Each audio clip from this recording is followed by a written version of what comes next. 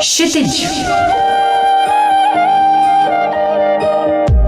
क्षितिज एक सार्थक यात्रा नए क्षितिज की ओर, जिसमें आप सभी का हार्दिक स्वागत है।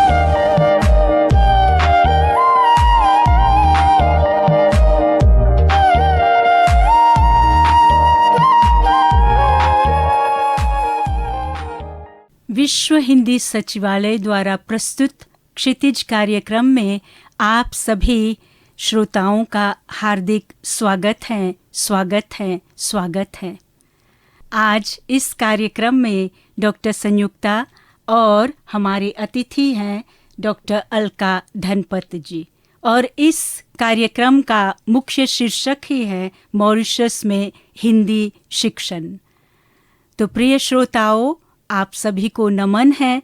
और जैसे कि हम जानते हैं कि मॉरिशस में हिंदी की यात्रा बहुत ही दीर्घकालीन और साधनामयी रही है, और इस बहुत ही रोचक विषय पर अपने विचार प्रस्तुत करने के लिए आज मॉरिशस ब्रॉडकास्टिंग कॉरपोरेशन के स्टूडियो में उपस्थित हैं डॉक्टर अलका जी, और आपका हार्दिक स्वागत करते हैं।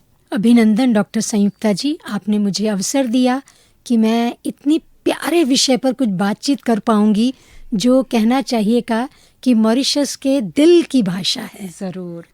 डॉक्टर अलका धनपत हिंदी सेवा में 3 दशकों से समर्पित हैं।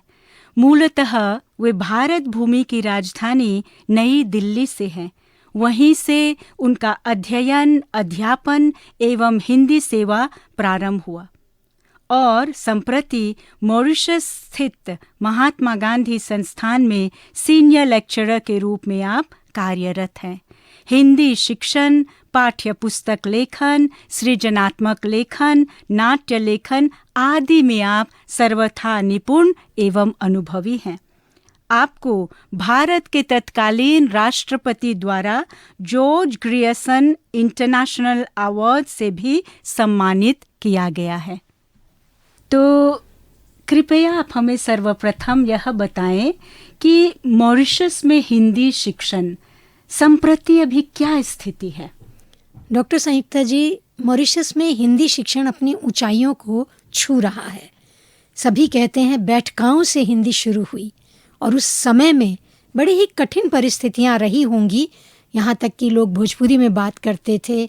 उस समय हिंदी को लेकर चलना, और कितनी खुशी की बात है, देखिए सूरीनाम में सरनामी हिंदी है, फिजी में फिजी बात है, लेकिन मॉरिशस का साहित्य आज भी हमें मानक हिंदी में दिखाई देता है। तो साधना देखिए कितनी लंबी की गई है। यद्यपि उनकी प्रस्तुतियों में भोजपुरी का तड़का है, उसमें कुछ क्रियोल और फ्रेंच शब्द भी हैं जो होने भी चाहिए, क्योंकि स्थानीय भाषा का प्रभाव पड़ता है और यह उसकी सुंदरता है, विशेषता है। लेकिन बैठका से बढ़ते बढ़ते आज मॉरिशस विश्वविद्यालय तक हमारे छात्र पीएचडी कर रहे हैं, और आप तो स्वयं इस क्षेत्र में वर्षों कार्य कर चुकी हैं, और आप जानती ही हैं कि कितने छात्रों ने मॉरिशस विश्वविद्यालय से पीएचडी की डिग्री प्राप्त की है। तो हमें बहुत खुशी होती है कि उस धरोहर को, उस भाषा को अपने संस्कारों के साथ लगातार 3री-4थी पीढ़ी तक लेकर चले, और आज उसके सुखद परिणाम भी दिख रहे हैं। जैसे महात्मा गांधी संस्थान में ये सब पढ़ाई हो रही है। तो इस तरह से हम देखते हैं कि मॉरिशस में हिंदी को लेकर पूरे विश्व में एक सम्मान है कि मॉरिशस में हिंदी की स्थिति संघर्षपूर्ण रही, आज भी है, उसको आगे ले जाने के लिए, लेकिन वो रुकी नहीं है यात्रा। हाँ, और कितने हर्ष की बात है कि प्राथमिक स्तर पर हिंदी है, माध्यमिक स्तर पर लगभग सभी स्कूलों में, कॉलेजों में हिंदी की पढ़ाई और सबसे बड़ी बात कि हिंदी विषय प्राथमिक स्तर पर ऐसा नहीं है कि उसके अंक जुड़ेंगे नहीं। इसके लिए भी अध्यापक यूनियन ने, टीचर यूनियन ने कितना बड़ा संघर्ष किया था। आज वह एक मुख्य विषय के रूप में है और छात्र उससे लाभान्वित होते हैं।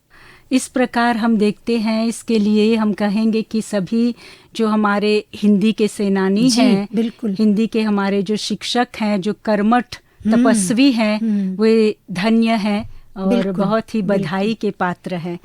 तो इसी प्रकार आपने बैठकाओं की चर्चा की डॉक्टर अलका, अभी बैठकाओं की क्या स्थिति है? क्या वही जो स्रोत संस्थाएं थी अभी भी जीवित हैं? क्या स्थिति है? संस्थाएं बैठका चला रही हैं, और लेकिन उनकी चिंता यह है कि बच्चे अब अधिक बैठकाओं में नहीं आ रहे हैं। उसके पीछे अगर हम कुछ कारण, जो यथार्थ कारण है, देखें तो अब क्या है, विद्यालय में भी प्रशिक्षित अध्यापक हैं। NCF मतलब जो पुस्तकें लिखी जा रही हैं, जो पाठ्यक्रम है, वह भी शिक्षा मंत्रालय की ओर से पूरी तरह से दिशा निर्देशों में तैयार होता है, और सभी कुछ जैसे एक व्यवस्थित रूप से हो गया है। और जो छात्र हैं उनके साथ अध्यापक बहुत काम भी करते हैं, हम सभी जानते हैं। लेकिन बैठका के अध्यापक उनकी छोटी छोटी गलतियों को, जिसे हम कहते हैं ना, व्यक्तिगत रूप से देखते हैं। कभी कभी कक्षा में 30 बच्चे होते हैं, 40 या 25 होते हैं, तो अध्यापक शायद उतना नहीं करवा पाता जितना बैठका का अध्यापक छात्र पर ध्यान दे पाता है। तो इसीलिए बैठकाओं की आवश्यकता आज भी है। बच्चे जाते भी हैं, अध्यापक भी हैं, और कितनी संस्थाएं भी उन अध्यापकों से जुड़ी हुई हैं और जाके उनके कार्य को देखते भी हैं। लेकिन फिर भी बच्चों की संख्या में कमी आई है। जहाँ तक मेरा ख्याल है, और भी स्कूलों में अतिरिक्त पढ़ाई भी होती है। जी, शनिवार और रविवार को अन्य स्कूलों में बैठका की तरह से ही कक्षाएं लगाई जाती हैं, और छात्र जाते भी हैं। कहीं कहीं पर संख्या काफ़ी है, ये इलाके के हिसाब से होता है, और कहीं पर संख्या कम भी है। लेकिन फिर भी आज भी जब हम बच्चों से सुनते हैं, जो बच्चे बैठकाओं में जाते हैं, उनके बोलने का ढंग और हिंदी का जो संप्रेषण कौशल की कला है, वह उनमें ज़्यादा पैदा होती है। और खास यह भी देखने को मिलता है कि जिन लोगों ने प्रवेशिका, परिचय, उत्तमा तक की परीक्षाएं की, वे लोग भी इस बैठकाओं से ही लाभ उठाते हैं। और सबसे बड़ी बात, आज तो जो छात्र उत्तमा को पास कर लेता है, इक्वल टू डिप्लोमा है, वह सीधे BA पार्ट टाइम में एडमिशन ले सकता है। तो इतनी बड़ी उपलब्धि हम कहेंगे कि शिक्षा मंत्रालय की ओर से छात्रों को मिली है कि उत्तमा का रिजल्ट आते ही यदि उन्होंने उसे पास कर लिया, तो वे लोग 2 साल के लिए BA पार्ट टाइम का कोर्स लेकर, जहां रोज आने वाले बच्चे 3 साल में करते हैं, वे 2 साल में अपना पूरा कर लेते हैं। तो ये उन बच्चों की मेहनत के लिए एक बहुत बड़ी उपलब्धि है कि उनका पूरा 1 साल बच जाता है उसमें। और अलका जी, आप काफ़ी समय से महात्मा गांधी संस्थान से जुड़ी हुई है। महात्मा गांधी संस्थान, जो हम कह सकते हैं हिंदी भाषा के लिए एक मुख्य यज्ञ है जी, वहाँ पर हिंदी विभाग से काफ़ी समय से आप जुड़ी हुई हैं। विश्वविद्यालयीय स्तर पर हिंदी की क्या स्थिति है अभी? वैसे तो महात्मा गांधी संस्थान में सभी भारतीय भाषाओं, लगभग उर्दू, तमिल, तेलुगु, मराठी, यहाँ तक कि अब तो चाइनीज़ भी है, तो ये सारी भाषाएं, और हिंदी उसके साथ जुड़ी हुई है। 5 ये भाषाएं और चाइनीज़ है। उधर भोजपुरी डिपार्टमेंट भी काम करता है। तो महात्मा गांधी संस्थान इन सब भाषाओं को आगे बढ़ाने के लिए, उनके विकास के लिए पूर्ण रूप से कार्यरत है। हिंदी विभाग के पास जो BA ऑनर्स बच्चे करते हैं, BA पार्ट टाइम करते हैं, MA के बच्चे हैं, यहाँ तक कि महात्मा गांधी संस्थान MI के साथ मिलकर उन कोर्सेज को भी उसमें मदद देता है, जैसे प्राइमरी टीचर्स का डिप्लोमा, MI माने मॉरिशस इंस्टीट्यूट ऑफ एजुकेशन। तो जो हिंदी वाला भाग है वह हिंदी विभाग ही करता है। यहाँ तक कि कभी कभी DHTs भी आते हैं, तो उनका भी जी बिल्कुल छोटा कोर्स जो होता है उसमें भी MGI का भाग रहता है, क्योंकि जो भी भाषा से जुड़ा है वो MGI के साथ जुड़ ही जाता है। तो महात्मा गांधी संस्थान का यह जो योगदान है वह अपने आप में बहुत ही अनोखा है। जब भी हमारे प्रोफेसर्स बाहर से आते हैं, वे कहते हैं कि महात्मा गांधी संस्थान दुनिया में एक अलग तरह की संस्था है, जहाँ पर भारत की सभी, चाहे वो दक्षिण प्रदेश की भाषा है कि उत्तर की है, बराबर उस पर काम चलता है। अभी देखिए, नई किताबें निकली ग्रेड 9 तक, सभी भाषाओं में लिखी गई, चाइनीज़ में, हिंदी, उर्दू, तमिल, तेलुगु, मराठी, सभी में लिखी गई। और मैं बताना चाहती हूँ, महात्मा गांधी संस्थान की वेबसाइट पर अगर आप जाएंगे, MGI RTI की वेबसाइट पर, तो introductory course in all 8 languages Mahatma Gandhi Sansthan ने लॉन्च किया है। तो ये 6 महीने का कोर्स है, तमिल, तेलुगु, मराठी, 8 भाषाएं हैं। आप सोचिए, भोजपुरी और संस्कृत उसके साथ जोड़कर, तो 8 भाषाओं में जो जिस भाषा में जाना चाहे फॉर्म भरकर इसका लाभ उठा सकता है।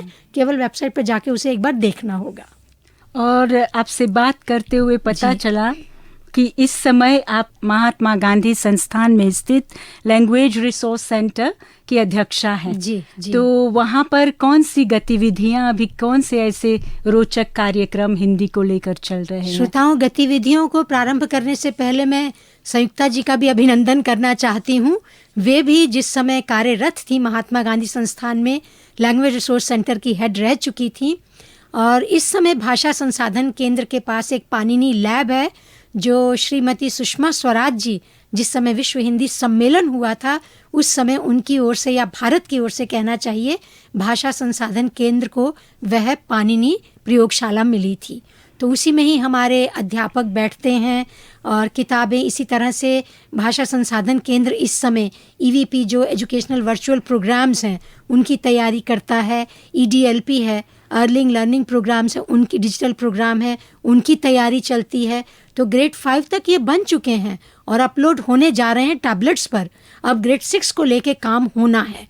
तो भाषा संसाधन केंद्र मंत्रालय के साथ मिलकर इन सब पर काम करता है, और इसमें हमारे साथ एजुकेटर्स भी जुड़ते हैं, लेक्चरर्स भी जुड़ते हैं, पूरी एक टीम होती है, हर भाषा की एक टीम होती है, उसमें वेटर भी जुड़ते हैं। तो एक लंबे प्रक्रिया के बाद वह सब कार्य हमारे बच्चों तक या अध्यापकों तक पहुंचता है। बहुत ही मतलब हम कह सकते हैं कि हिंदी जो है उन्नति की राह पर चल रही है। केवल ऐसा दिन नहीं है दुनी कि रात चौगुनी, हम कह सकते हैं कि उन्नति हो रही है हिंदी की। एक बहुत ही उज्जवल भविष्य सामने दिखाई दे रहा है। अंत में हम आपसे जानना चाहेंगे कि विश्व धरातल पर अभी हिंदी किस दिशा में है, आपके क्या विचार है? मेरे विचार में तो हिंदी को अब कोई रोक ही नहीं सकता है। जितनी तेजी से वह लोकप्रिय हो रही है और पूरी दुनिया में हिंदी से प्यार करने वाले लोग बढ़ते जा रहे हैं। भारत की तो अपनी मातृभाषा है उत्तर के क्षेत्रों की, लेकिन बाकी जहाँ जहाँ पर भी भारतीय गए, चाहे वे गिरमिटिया के रूप में गए, चाहे वे प्रवासी के रूप में गए, लेकिन अपनी हिंदी को वे छोड़ नहीं पाए। वे चाहे इंजीनियर हैं, चाहे कंप्यूटर के क्षेत्र में हैं, लेकिन उनके भीतर जो कवि है वो हिंदी में लिखता है। उनकी किताबें छपती हैं। आप सभी को याद होगा अनुराग शर्मा जी अमेरिका से, जो महात्मा गांधी संस्थान हर 2 वर्ष में एक पुरस्कार घोषित करता है, सृजन सम्मान करके इंटरनेशनल, उसमें अनुराग शर्मा जी विजेता के रूप में घोषित हुए थे। तो वे एक इंजीनियर हैं। तो इस प्रकार से हम देख रहे हैं कि वो जो हिंदी के प्रति प्रेम और हिंदी का बढ़ता रूप, हिंदी को अब कोई रोक नहीं पाएगा। बहुत सुंदर। तो डॉक्टर अलका जी, आपके अमूल्य विचारों एवं अनुभवों के लिए कोटिशः धन्यवाद। हमारी यही शुभ भावना है कि आप हिंदी सेवा में ऐसे ही समर्पित भाव से कार्यरत सेवारत रहे। तो क्षितिज कार्यक्रम के प्रिय श्रोताओं, आपके स्नेहमय ध्यान के लिए हम अनुग्रहित हैं। नमस्कार। धन्यवाद। नमस्कार। क्षितिज। क्षितिज, एक सार्थक यात्रा नई क्षितिज की ओर, जिसमें आप सभी का हार्दिक स्वागत है।